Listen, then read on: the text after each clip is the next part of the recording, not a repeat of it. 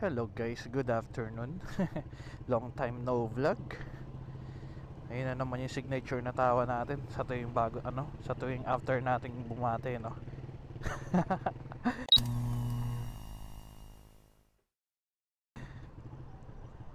So yeah, wala naman tayong special na topic ngayon. Gusto ko lang mag drop by or dumaan sa inyo and yeah, maybe bumati na din ng advance Merry Christmas kasi hindi tayo makakapag-vlog or wala tayong nakaset na kahit anong ride in the next couple of days. Ilang araw na lang Pasko na, no? Okay. So, dyan sana sa Cups of Joy, pero meron tayong bagong kapihan na na-discover kasi, and doon ko kayo dadalhin today.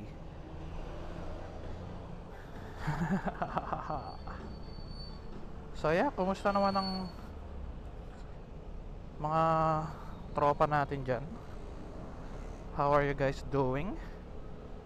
Ready na ba tayo sa darating na Pasko? At konting tulog pa 2025 na din, no? Parang ang bilis. Parang hindi pa ako ready.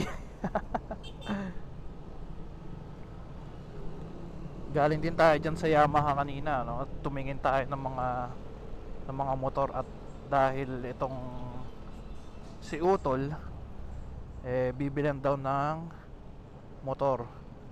So it's gonna be his first bike, tapos manual na agad. Hindi pa nga masyado marunong magmotoros ng scooter. Ayaw niya kasi ng scooter, gusto niya manual. So tumingin tayo ng XSR kanina kasi yun yung first option, XSR or R15M. Gusto ko sana yung R15M kasi gusto ko magkaroon ng sports bike. Tapos maghihiraman kami, or ako muna gagamit noon habang nag-aaral siya habang nag-gather siya ng saddle time. Scooter muna siya, papagamit natin sa kanya to si Figo. So para sa inyo ba guys, mga dyan, no? Suggest kayo ng best option for beginner riders, manual na motor. I'm sure marami sasagot talaga dyan na XSR lalo na mostly ng viewers natin mga into classics. But any suggestions would do guys. Drop nyo sa comment section, pag-isipan natin yan. Pero huwag yung mga mamahalin mamaya merong mag comment dyan ng CX-25R. Sobrang mahal nun. Wag yun. So given na ang first option is XSR, alam yun na kung ano yung budget natin. Dito na tayo sa bahay ng Castilleos guys. Okay. Merong parang bancheto every night. Sa tuwing Christmas lang yan. Medyo traffic na din kahit wala nang pasok.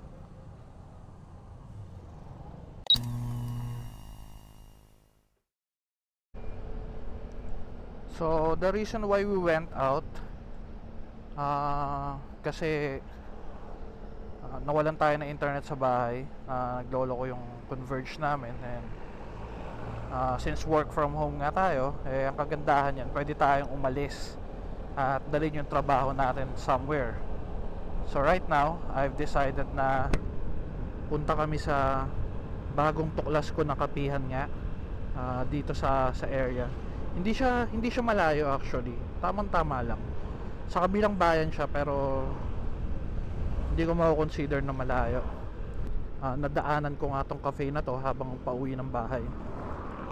So doon tayo pupunta today guys, or right now, kasi nga gusto ko din ipakita sa inyo yung place, no, para sa mga magra-ride or maglo-long ride, mga galing Bataan, San Fernando, mga ganyan, tapos papunta kayo ng Subic, tapos biglang maghahanap kayo ng kakainan bago kayo dumiretso sa biyahe nyo. Perfect na spot to guys, kasi nasa highway lang siya. So paloobat na yung ano natin, paloobat na yung camera natin, sana umabot. Ayan na guys, dito na tayo, muntik pang lumagpas. Tiyan mo, wala masyadong tao, hindi pa siya ganun kakilala kasi talaga. And since wala naman kasi talaga masyado nagpupunta sa probinsya, kaya hindi siya masyado natatauhan. Go! Pero ang masasabi ko lang sa inyo guys, this spot, it deserves more audience, or yun nga, customers, kasi ang sarap ng kape nila. If familiar kayo dun sa Harland, ano nga kape yun ulit ko? Anong kape yun, yung Harland something? Harland and Holden, yeah. If familiar kayo dun sa Harland and Holden sa Trinoma, yung sa Trinoma kasi yung alam kong branch. Kung familiar kayo dun, halos same sila ng quality ng kape dito. So yeah, let's go inside bago tayo maloobat na. Pero ayan yung place guys, oh.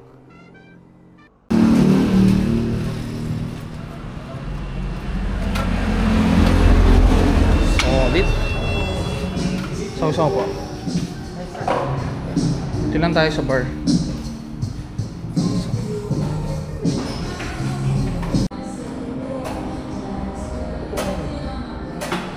Sir, may Facebook account po ba? Ako? Si Joms. Meron. Sobrang cozy ng place guys, so.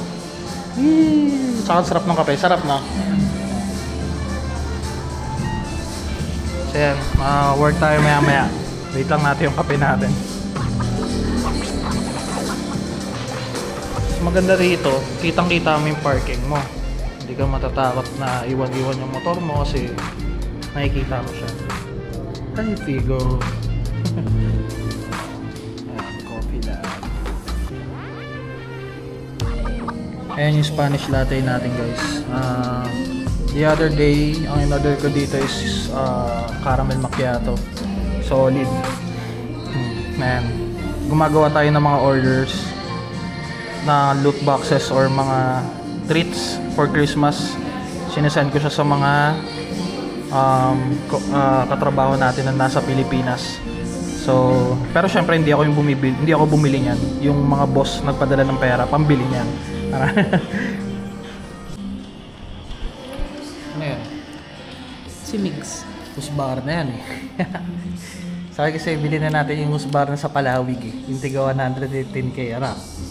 Gusto ko nga eh, kaya lang yung Husbar parts kasi. Ay, Ha? sama. Paloobat na tayo. Hindi pa natin natatapos yung Santa Claus project natin. Wala na din tayong kape. Ayun na, ginabi na tayo. Sana hindi tayo ma-copyright dun sa mga record natin sa loob ng cafe kasi puro Taylor Swift yung tugtugan. So yeah guys, ayun lang yung highway papuntang Zambales yan. Mga pupunta na Liwliwa, ganyan. So madadaanan nyo to. Posibleng hindi. Ayan.